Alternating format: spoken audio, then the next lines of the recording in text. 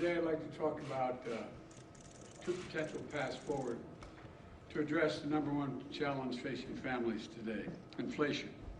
This will not be my only speech on inflation, I'm sure, but when we look at the economy today, it's clear we've made enormous strides. And our plans and our policies have produced the strongest job creation economy in modern times.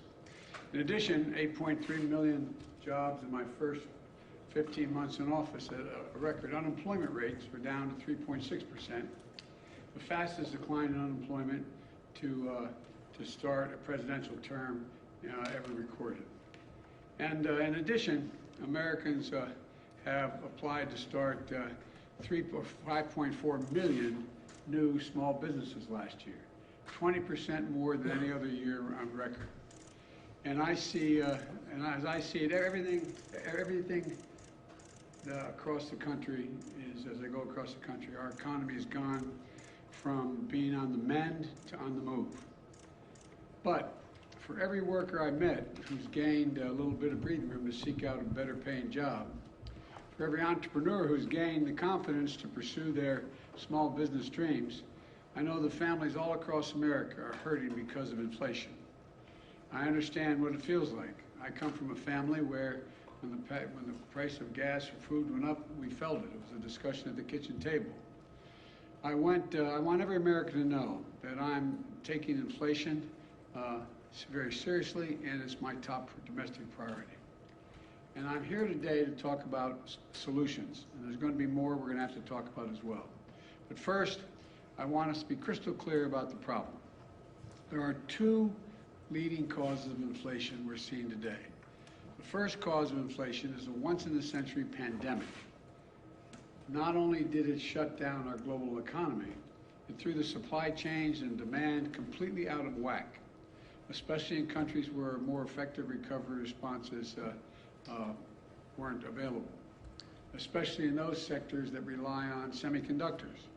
These supply challenges have been further hampered by the onset of Delta and Omicron viruses. And you've all seen it, you've all felt it. And this year we have a second cause, Mr. Putin's war in Ukraine.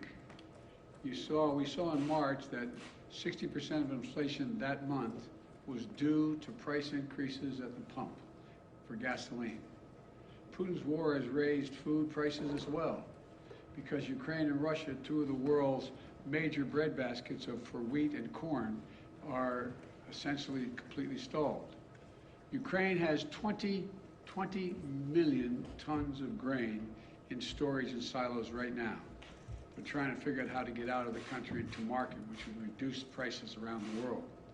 Normally we'd have already begun to export them into the market, but it hasn't because of Putin's invasion. So we're working with our European partners to get this food out into the world so that it could help bring down prices. But it's difficult because, again, of Putin and the Russian invasion of Ukraine. And those two major contributors to inflation are both global in nature. That's why we're seeing historic inflation in countries all over the world. But here's the good news.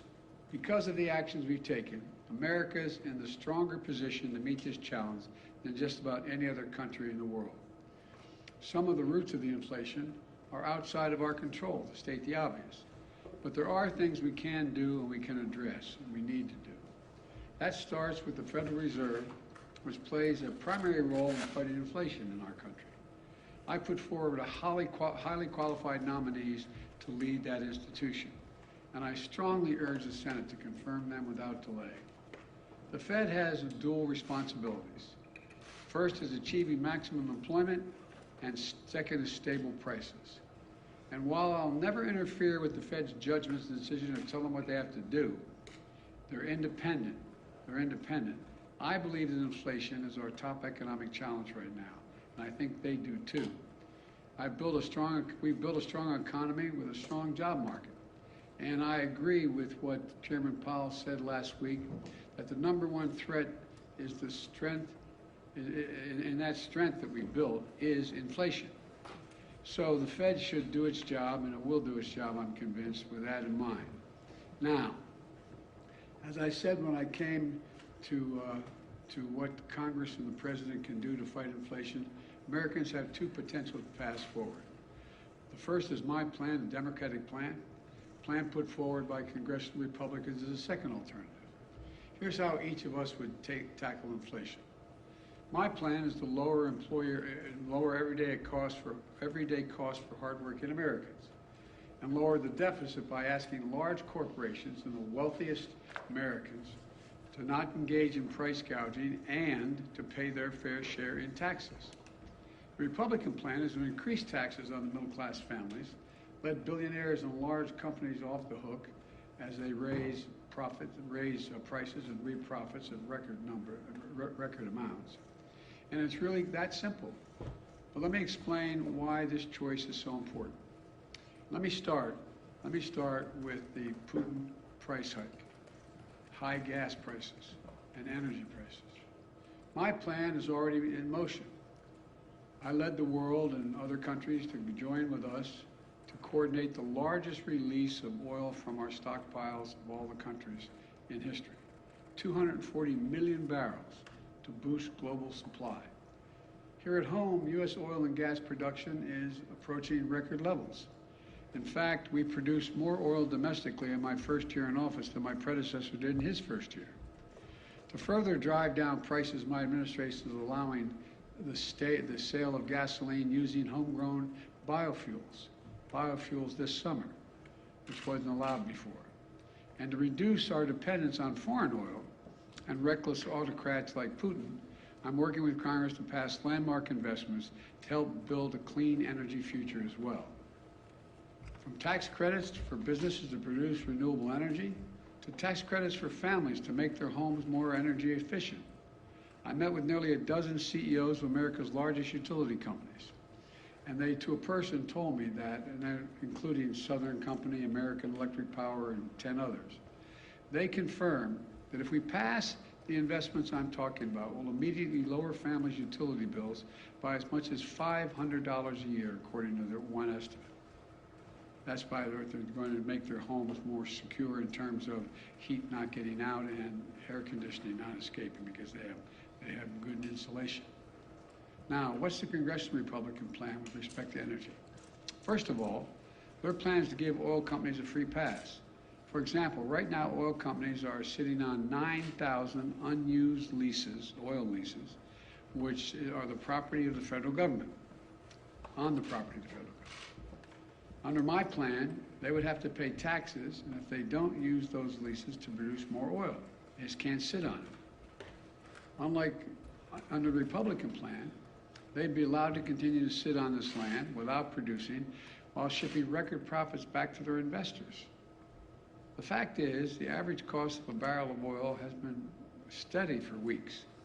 So why do gas prices keep going up so high? Republicans have offered plenty of blame, but not a single solution to actually bring down the energy prices. You know, we have no plan. They have no plan to bring down energy prices today. No plan to get us to a cleaner, energy independent future tomorrow. So in the future, American families are no longer subject to the whims of dictators halfway around the world. The next thing is, let's compare our plans when it comes to lowering everyday cost. My plan is to make concrete, common sense steps to bring down the biggest expenses that families are facing. Let's take drug prices. My plan will let Medicare negotiate prices for prescription drugs, like they do with the Department of with the military as it relates to what the administration is able to negotiate for prices for military.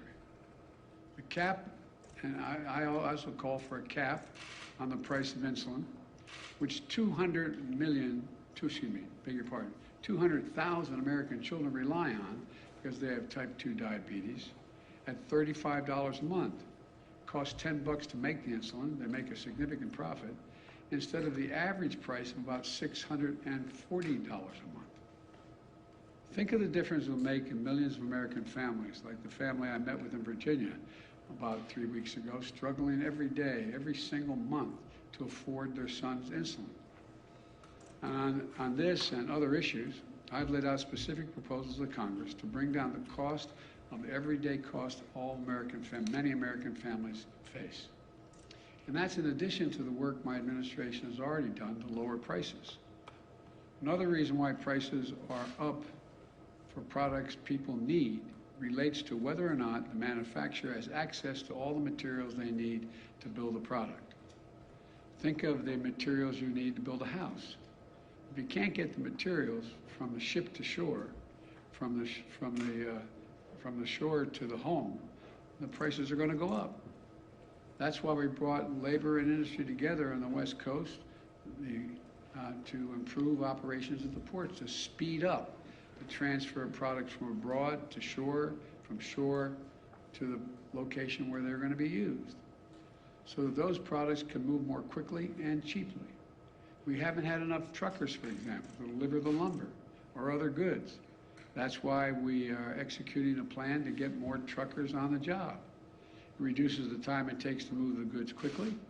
Another problem we face is in some industries, there isn't enough competition. And I've often said that capitalism without competition isn't capitalism, it's exploitation. So we're promoting competition for everything from internet services to meat processing. We basically have 4 meat processors in the whole country.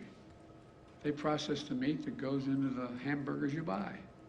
So they set the price. When there's no competition, they can set the price higher and higher. So we're helping smaller companies get into the game to compete and help bring down the overall prices. The bottom line is easing these bottlenecks and making our supply chains more secure is a major focus of my economic strategy. So things move more quickly. Prices go down, not up. You know, some parts of my plan I've been able to get done on my own. I mean, just without congressional approval. Some parts are being held up by Congress. But all of my plan is focused on lowering costs for the average family in America, to give them just a little bit of breathing room. Now, what's the Congressional Republican plan? They don't want to solve inflation by lowering your costs.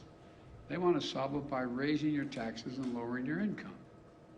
I happen to think it's a good thing when American families have a little more money in their pockets at the end of the month. But the Republicans in Congress don't seem to think so. Their plan has actually made working families, it's going to make working families poorer. You don't have to take my word for it. It's in writing. They've made their intentions perfectly clear. Senator Rick Scott, Wisconsin, a member of the Senate Republican leadership, laid it all out in a plan. It's the ultra-MAGA agenda. Their plan is to raise taxes on 75 million American families, over 95% of whom make less than $100,000 a year total income. The average tax increase would be about $1,500 per family. They've got it backwards in my view. I proposed a minimum tax for billionaires. In recent years, the average billionaire has paid about 8% in federal taxes. Congressional Republicans have proposed increasing taxes on teachers and firefighters. 55% of the largest corporations paid net zero in federal taxes in 2020 on $40 million profits. It just isn't right. That's why I proposed a minimum tax for corporations. Their plan would also raise taxes on 82% of small business owners making less than $50,000 a year. But it would do nothing to help to hold big corporations and companies accountable. Think about it. Republicans in Congress are so deeply committed to protecting big corporations and CEOs that they would rather see taxes on working American families and try to depress their wages to take on inflation. Never mind the fact that many of these companies are recording record profit margins, even as they raise prices record amounts. Look, you've heard me say it before, I'm a capitalist. I'm not out to punish anybody. I have no problem with companies getting and generating reasonable profits. But in this moment of peril, with the war overseas and inflation surging around the world, the last thing we should be thinking about is rewarding companies for exploiting the situation. While families struggle to pay their bills, some corporate executives are on earnings calls with investors on Wall Street cheering their record profits and explain how they're using this period of inflation to cover the rise in prices far beyond what they need to do to cover their costs. And all this time, they're not even paying for a fair share of taxes in the first place. You want to bring down inflation? Let's make sure the wealthiest corporations pay their fair share. My plan asks those companies to pay their fair share in taxes. Congressional Republican plan, let them off scot-free.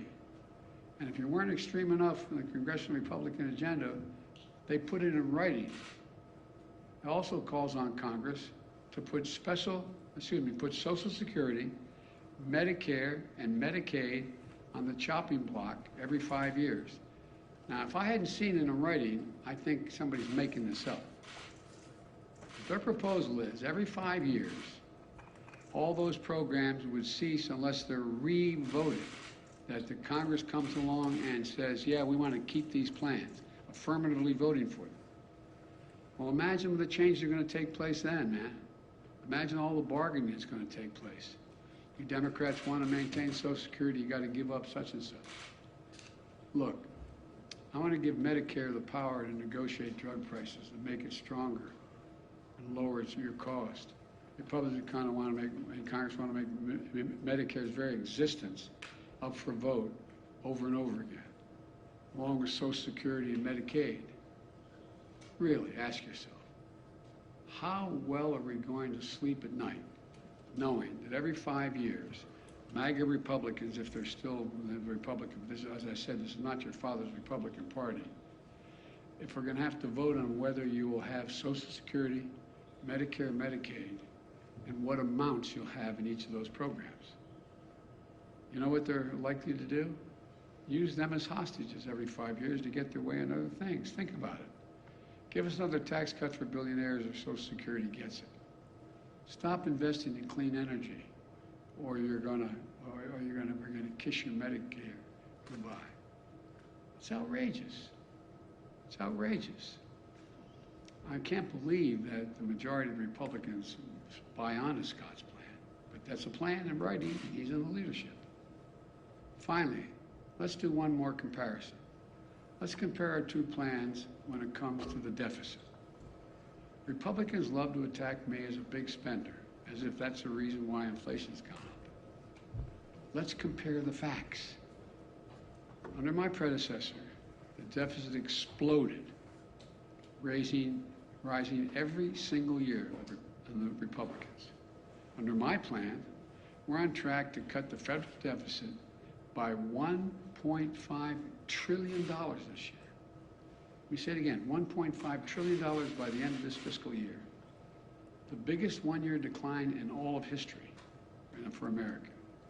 That's in addition to last year, we cut the budget $350 billion. The deficit, not the budget, the deficit, $350 billion.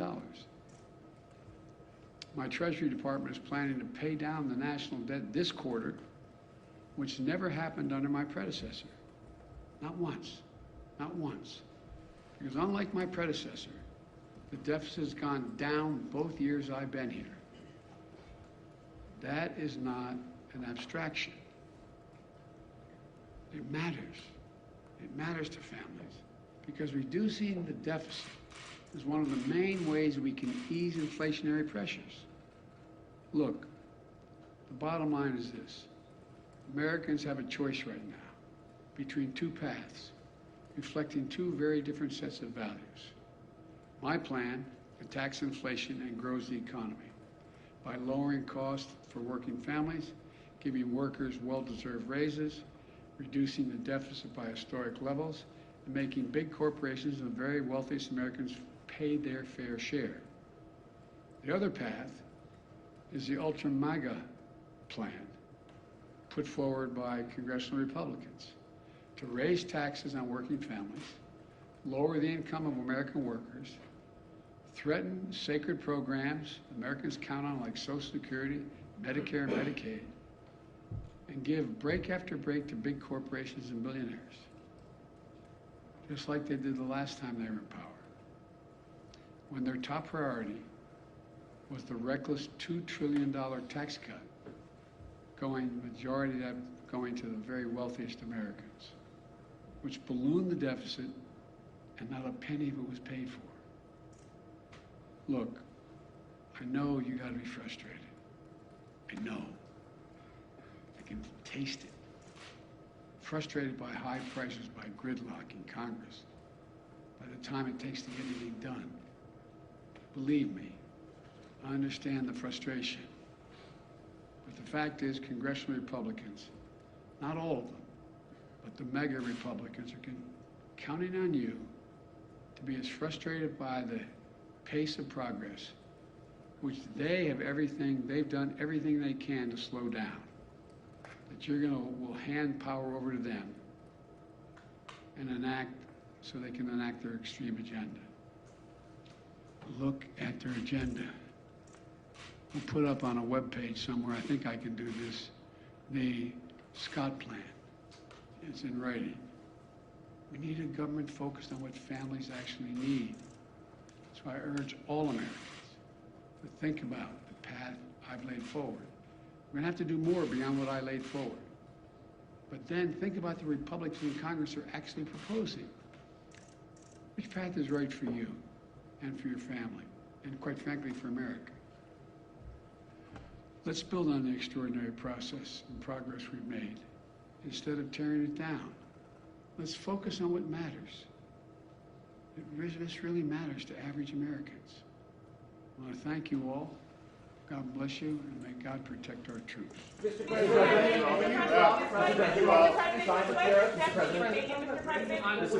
why do you... You're going to ask me about what I spoke about.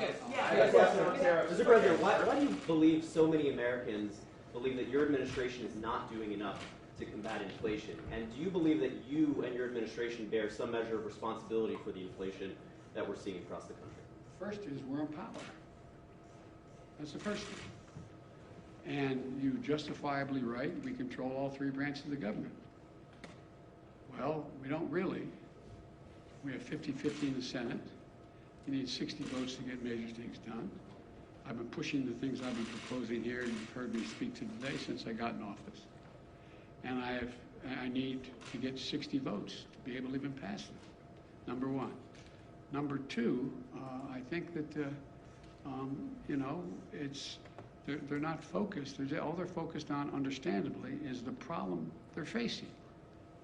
They get a 5.5% raise, an average raise in their salaries, and yet inflation exceeds that. And they look around the world, and they know that a lot of it's extremely complicated. And so they're frustrated, and I don't blame them. I really don't blame them. There's a lot we have to do. But you know as well, I shouldn't say you, I think what I have to do is explain in simple, straightforward language what's going on. Like, the reason why 30% of the inflation last year is because automobiles cost more. Why'd they cost more? They couldn't get the computer chips to make them. People were making a lot more money. They wanted to buy the automobiles, they couldn't buy them because the costs went up so high because there were so few of them. The same way this year. The same way this year, the reason why prices are up. They understand, but they don't. Look, most people, the vast majority of Americans are hoping that their government just takes care of the problem and they don't have to think about it in detail at the kitchen table or at the dinner table. And that's understandable, no matter what their background. But right now, it's confusing. There's a war in Ukraine, and they're scratching their heads like, what the heck is Russia doing? Should we be helping? They think we should be helping the innocent Ukrainians. But what impact does that have? Do you think the average person, whether they have a PhD or they have any other job, sits and thinks, wow, there's thousands of tons of grain in elevators in Ukraine that can't get out. And Ukraine's one of the biggest producers of corn and wheat. I wonder whether that's the reason my prices are up. And do you take any responsibility for the inflation in this country? Do you take any responsibility for your policies? I think our policies help, not hurt. Think about what they say. The vast majority of the economists think that this is going to be a real tough problem to solve, but it's not because of spending. We brought down the deficit. The bottom line is, how much does America owe? How much in the hole are we going? We're reducing that. One Today you have retail gasoline prices and diesel prices at record highs. Yes. Yet you have yet to ask Americans to consume less. You're a train guy. Have you ever thought of your administration asking Americans to drive less, to take public transport? Well, if you ever raised a family like mine, you don't have to tell them. They're doing everything in their power to figure out how not to have to show up at the gas pump. That's why, for example, one of the things that's going to help a lot, but it's going to take time, is our infrastructure bill. The truth is, they don't have that many options in terms of transportation around the country right now. If you live in the Northeast Corridor, you do. If you're driving back and forth between Baltimore, Washington, New York, et cetera. But you don't have many choices. You don't have a whole lot of choices to deal with other aspects of transportation in terms of local transportation. And so what happens is, and unless they're electric, we find ourselves the cost of flying, buying a ticket on a plane costs more because of gas prices. So this is a process, but it's a process that I've been consistent about, wanting to lower prices and shift to renewable energy so we're not as dependent. I have conversations almost every day, well, that's an exaggeration, at least twice a week with one of my European counterparts, heads of state, on how can we help them, in fact, wean themselves off of Russian oil because they're so totally dependent. So we're working like the devil to help them transition, because as long as Russia's able to make money selling oil, they're going to continue to be able to do the bad things they're doing. So there's a lot. It's really complicated. I'm not suggesting American people can't understand it. They understand it, but they have, they're working 8-10 hours a day just to put food on the table. And so I think what's happened is we have, in a sense, I never expected, let me say this carefully, I never expected the ultra MAGA Republicans who seem to control the Republican Party now to have been able to control the Republican Party. I never anticipated that happening. Mr. President, Will you drop Trump's China tariffs? Mr. President, a year ago the administration was saying that inflation was transitory. That's obviously not the case now. How long do you think it will be until we see prices coming down? I'm not going to predict that. It ranges depending on which economists you're talking to by the end of this year, and some say it's going to increase next year, but there's others say by the end of this year you're going to see it come down, by the calendar year. I don't know, but I know what we have to do to make sure that we can bring it down.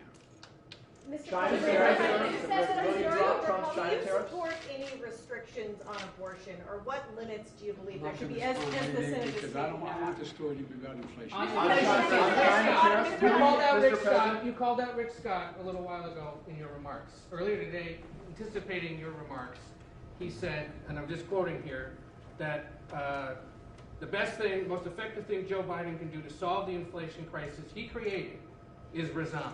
He's the problem. The senator added later, Joe Biden is unwell, he's unfit for office, he's incoherent, incapacitated, and confused. These are his words. Offering you a chance to respond to them. I think the man has a problem. Can I ask you Let's wrap this up. Will you drop former President Trump's China tariffs? We're discussing that right now. We're looking at what would have the most To positive lower them or impact. to erase them? No, I didn't say that. I'm asking. I'm telling you, we're discussing it, and no decision has been made on it. Mr. That's enough. Thank you, guys. That's a How long wrap. should Americans